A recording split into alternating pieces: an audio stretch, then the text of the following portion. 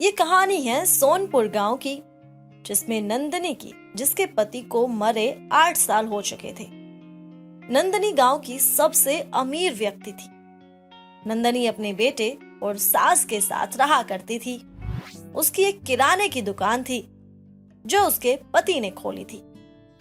उसके पति के जाने के बाद नंदनी ने ही उस दुकान की जिम्मेदारियां संभाली थी।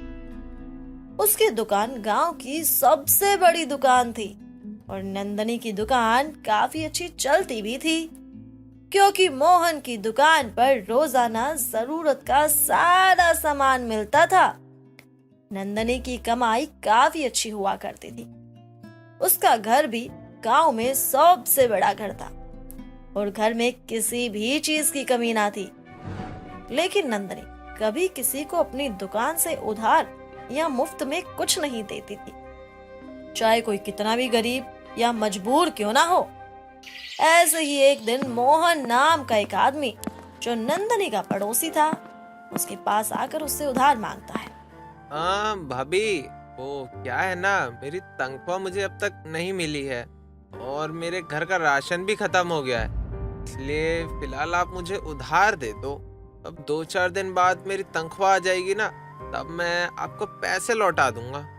देखो मोहन, मेरी दुकान पर सारी चीजें अच्छी क्वालिटी की मिलती है, लेकिन मैंने एक उसूल बना रखा है कि मैं अपनी दुकान का सामान उधारी या फिर मुफ्त में नहीं देती। अगर तुम्हारे पास पैसे हैं तो ही मैं तुम्हें राशन दूंगी। भाभी, मैं तो आपका ही पड़ोसी हूँ, क्या आप मुझे भी उधार नहीं दोगे? आप जानती ही हो कि मैं आपका पैसा लौटा दूंगा, क्योंकि मैं किसी का पैसा नहीं रखता। नहीं नहीं मोहन, भले ही तुम मेरे पड़ोसी हो, लेकिन काम के समय में कोई रिश्ता नहीं देखती मैं, इसलिए उधारी के लिए मुझे माफ करो।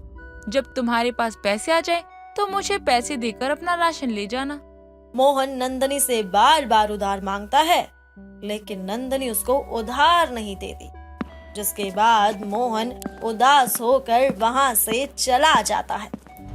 लेकिन नंदनी की ऐसी हरकत से गांव के सभी लोग परेशान थे। उन्हें नंदनी का ये बर्ताव जरा भी पसंद नहीं था। लोग उसके बारे में तरह तरह की बातें बनाते। बाप बड़ा ना भैया, सबसे बड़ा रुपया। जब इंसान के हाथ में पैसे होते हैं ना, तो उसके हाव भाव सब बदल जाते हैं। गांव के लोग आपस में बात कर रहे होते हैं। गांव के लोगों से अपनी माँ के लिए ऐसी बात सुन विराज को बहुत बुरा लगता है और वो सीधा अपनी माँ और दादी के पास जाता है। माँ अब दान पुण्य क्यों नहीं करती है? विराज, ये तुम कैसा सवाल कर रहे हो? अरे तुम्हें पता है ना, मुझे दान वगैरह करना बिल्कुल भी पसंद नहीं है। बहू, विराज ने कुछ गलत कहाँ कहा है? अगर तुम दान पुण्य करोगी तभी तो 4 लोग तुम्हें आशीर्वाद देंगे। माँ जी, मुझे लोगों के आशीर्वाद की कोई जरूरत नहीं है।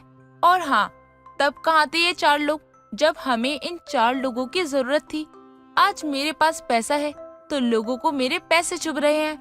अरे किसी के पैसे किसी को नहीं चुभते। और आपको पता है आपके बारे में गांव वाले क्या कुछ नहीं कहते?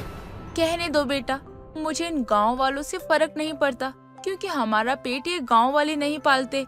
और हाँ, अगर मैंने इन्हें उधार या फिर दान में सामान देना शुरू कर दिया ना, तो वो दिन दूर नहीं होगा जब हमें कटोरा लिए बाहर सड़कों पर बैठना पड़ेगा।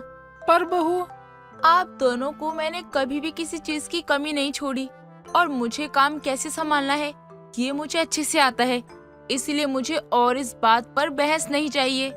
गुस्से में नंदनी वहां से चली जाती है। लेकिन नंदनी के ऐसे बर्ताव से अब विराज और उसकी दादी भी परेशान हो जाती हैं। समय गुजरता है और गुजरते समय के साथ ही नंदनी का बर्ताव लोगों के लिए और निर्दयी होता जा रहा था। लेकिन गांव के आखिरी छोर पर एक आश्रम था, जिसकी संचालक नीलम नाम की एक औरत थी। इस आश्रम में 4 लोग और काम करते थे। उस आश्रम में गरीब लोगों को खाना मिला करता था, इसलिए गरीब लोग उस आश्रम में जाकर वहां अपना पेट भरते। बेटा, जरा 2 रोटी और दे दे, बहुत दिनों से भूखी हूँ मैं। हाँ हाँ, क्यों नहीं अम्मा, ये आश्रम आखिर आप लोगों के लिए ही तो है। भगवान तुम सबको बहुत तरक्की दे और भला हो इस आश्रम को चलाने वाले का। ना जाने कितने ही भूखे पेट भरता है ये आश्रम। गरीबों के प्रति इतना प्यार देख एक औरत बीच में बोलती। एक तुम हो जो इस गांव के गरीबों के बारे में इतना सोचती हो, और एक वो नंदनी किराने वाली जो गलती से भी हमारे बारे में नहीं सोचती। अरे उससे मदद मांग लो तो लगता है जैसे पता नहीं उससे क्या मांग लिया हो।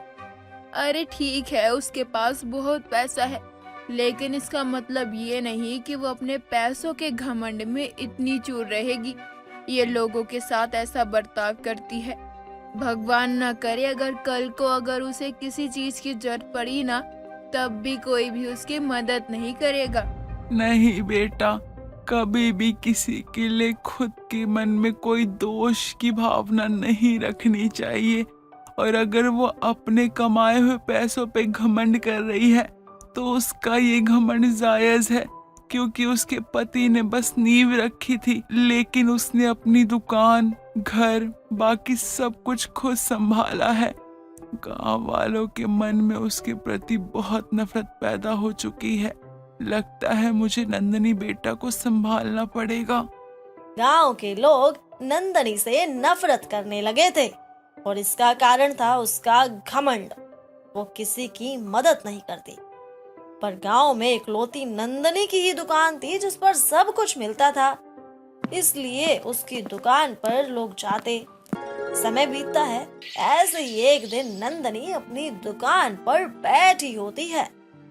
तभी वहाँ एक बूढ़ी औरत नंदनी के पास जाकर उसे समझाती है। देखो बेटा नंदनी, तुम्हें भगवान ने बहुत कुछ दिया है। अगर तुम थोड़ा दान पुण्य करोगी तो लोगों की दुआएं भी लगेंगी, और अगर तुम बड़े बड़े दान नहीं कर सकती तो दुकान पे आए ग्राहक जो तुमसे उधार मांगते हैं उनको उधार दे के ही तुम उनकी मदद कर दिया करो बेटा। नंदनी सबकी बातें सुनती, लेकिन वो अपने उसूलों को ना तोड़ती। सारा गांव उसकी इस आदत को जानता था। ऐसे ही एक रात नंदनी अपनी सास और बेटे के साथ खाना खा रही थी कि तभी माँ, भगवान ने हमें इतना कुछ दिया है, आपको सच में दान पुण्य करना चाहिए। अरे गांव के लोग आपके बारे में बहुत उल्टी सीधी बातें करते हैं। हाँ बहू, मैं भी यही कह रही हूँ। अब तू नीलम को ही देख ले, वो सबकी कितनी मदद करती है। उसके पास कमाने का कोई जरिया नहीं है, पर फिर भी देख वो गरीबों का कितना ध्यान रखती है। माँ जी, आपको कुछ और लेना है? नहीं नहीं बेटा, अब मेरा पेट भर गया, अब मैं जा रही हूँ सोने। इस तरह अब नंदनी की सास अपने कमरे में चली जाती है। नंदनी अपनी दुकान पर बैठी थी, तभी उसकी आंखों के सामने अंधेरा छा जाता है और वो बेहोश होकर नीचे गिर जाती। वहीं पास में खड़े गांव के कुछ लोग उसको हॉस्पिटल ले जाते हैं, और जब इस बारे में नंदनी की सास और बेटे विराज को पता चलता है तो वो तुरंत भागते हुए हॉस्पिटल जाते हैं।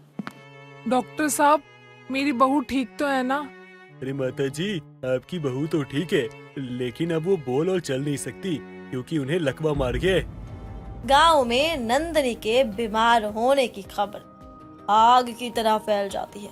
सभी लोग आपस में उसके बारे में बात करने लगते हैं। अरे नंदिनी ने कभी किसी की मदद की है? ना किसी को दान दिया है, ना कोई पुण्य कमाया, तो कौन ही उसे दुआ देगा?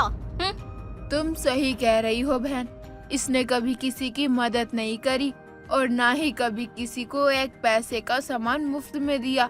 अब तो भगवान ही इसके मालिक है। इस तरह अब गांव में लोग तरह तरह की बातें करते हैं।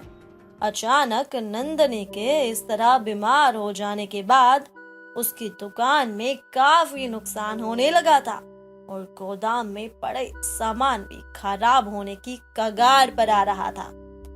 नंदनी कुछ बोल नहीं पा रही थी जिससे कि वो अपने बेटे को सारा काम बता सके। नंदनी कुछ कहना चाहती थी पर वो लाचार थी। नंदनी की सास अब विराज को दुकान संभालने की जिम्मेदारी देती है। विराज, तेरी माँ तो बिस्तर पकड़ चुकी है, अब उसका दुकान पर जाना मुश्किल ही नहीं नामुमकिन हो चुका है। अब तू देख बेटा, अब तुझे ही उसकी दुकान संभालनी पड़ेगी।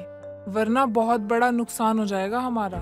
हाँ दादी, मैं दुकान की जिम्मेदारी संभालने के लिए तैयार हूँ। अगर यही हाल रहा तो सामान खराब हो जाएगा, और वैसे भी घर के खर्च और माँ की दवाइयों के लिए भी तो पैसे चाहिए। मैं कल ही दुकान जाकर दुकान संभालता हूँ। नंदनी के बीमार होने के अगले दिन से ही आश्रम पर भी ताला लग जाता है। नीलम आश्रम पर ताला लगाकर कहीं चली जाती है। सभी लोग बहुत हैरान होते हैं कि इतने सालों से ये आश्रम कभी बंद नहीं होता था, पर अचानक क्या हो गया जो अचानक ही इस आश्रम पर ताला लग गया। लेकिन वो पूछते भी तो किससे पूछते, उन्हें तो नीलम के बारे में कुछ पता तक नहीं था। अब मुझे ये समझ में नहीं आ रहा, नीलम बहन आश्रम बंद करके कहाँ चली गई? सभी के मन में तरह तरह के सवाल उठ रहे थे, पर आश्रम पर कोई भी नहीं था, इसलिए वो अपने सवाल अपने मन में ही दबा देते हैं। विराज अपनी माँ की दुकान पर पुराना हिसाब किताब देख रहा था। क्योंकि विराज पढ़ा लिखा था, इसलिए उसको अपनी माँ की दुकान संभालने में ज्यादा समय नहीं लगा। उनकी दुकान पर एक बहुत पुराना नौकर काम करता था जो काफी वफादार था।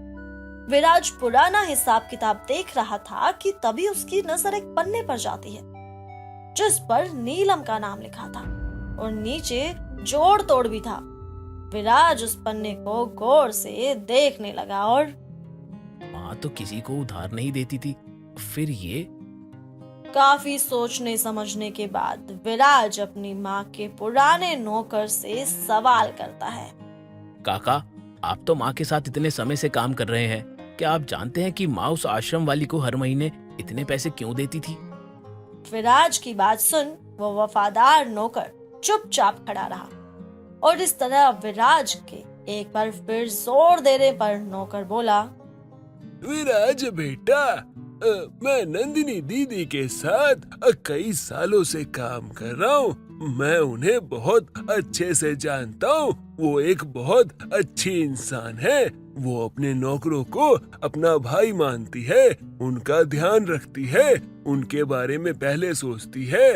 और तुम्हें एक बात बताऊं, वो जो आश्रम है ना, जहाँ लोग खाने पीने जाते हैं, जो गरीबों की सहायता करता है, वो किसी और का नहीं, तुम्हारी माँ का है। लोगों को लगता है कोई अनजान आदमी उसे चलाता है, लेकिन सच तो ये है कि वो आदमी नहीं, औरत है, और वो तुम्हारी माँ है। तुम्हारी माँ का मानना है वो पुण्य ही क्या पुण्य है जो बता के किया जाए। इसीलिए वो सबकी नजर में घमंडी बनती है। वो लोगों को उधार देने से मना कर देती है, क्योंकि वो ये नहीं चाहती कि आश्रम में देने वाले पैसों में कमी आए और आश्रम सही से ना चलने के कारण कोई भूखा रह जाए। इसीलिए वो उन इंसानों की भी मदद करती है, लेकिन आश्रम के द्वारा खुद आगे से नहीं करती, क्योंकि अगर वो खुद आगे से करेगी तो लोगों की नजर में उसकी इज्जत होगी। अब वो इज्जत की भूखी नहीं, वो बस ये चाहती है कि वो सेवा करे और सबका साथ दे। नौकर के मुंह से ये बात सुनकर विराज के पैरों तले जमीन खिसक गई थी और वो मन ही मन बहुत पछताता है। मैंने जाने अनजाने में ना जाने माँ को क्या क्या बोल दिया, लेकिन यहाँ तो कहानी कुछ और ही है। इस तरह विराज अपनी माँ के कामों पर गर्व महसूस करता है और अगले ही दिन से एक बार फिर वो गरीबों के लिए खाना शुरू करवा देता है। विराज नीलम को अपने पास बुलाकर उसे समझाता है, देखिए नीलम आंटी, मेरी माँ ये आश्रम चलाती थी, लेकिन वो नहीं चाहती थी कि उनका नाम कहीं आए और किसी को इसकी खबर भी हो। उन्हें ये सब पसंद नहीं था कि उनके दान के बारे में कोई जाने, लेकिन अब वो बीमार हैं और वो बोल नहीं पा रही। लेकिन मैं जान गया हूँ कि वो आश्रम चलाने वाली मेरी माँ ही है। अब मैं दोबारा से इसे शुरू करना चाहता हूँ। पहले की तरह काम शुरू करवा दीजिए। हर महीने माँ की तरह पहले ही पैसे भेज दिया करूंगा, लेकिन ध्यान रहे इस बार भी माँ का नाम कहीं नहीं आना चाहिए। आप फिक्र मत कीजिए, पहले भी उनका नाम नहीं आया था और अब भी उनका नाम गांव वालों के सामने नहीं आने दूंगी। दीदी जैसे दुनिया में बहुत कम लोग होते हैं, भगवान करे वो जल्दी ठीक हो जाए। अब इस तरह समय गुजरता है और अब नंदनी भी बहुत जल्द ठीक हो जाती है उसके घर वाले भी उसकी ठीक तबीयत देख खुश होते हैं और डॉक्टर भी हैरानी से कहता है, अरे बड़ी हैरानी की बात है। अरे इतनी जल्दी कोई ठीक नहीं होता है। आपकी माँ में ना बहुत ज्यादा सुधार आया है, बहुत जल्दी ठीक हो जाएंगी। आखिर नेकी का फल कभी न कभी तो मिलता ही है। मेरी माँ ने ना जाने कितने गरीबों को खाना खिलाया और आज उनकी दुआएं माँ को लग गई। इस तरह अब नंदनी और विराज के अलावा ये बात किसी को पता नहीं चली कि आश्रम नंदनी चलाती है और अब एक बार फिर वो आश्रम गरीब लोगों का पेट भरना शुरू कर देता है।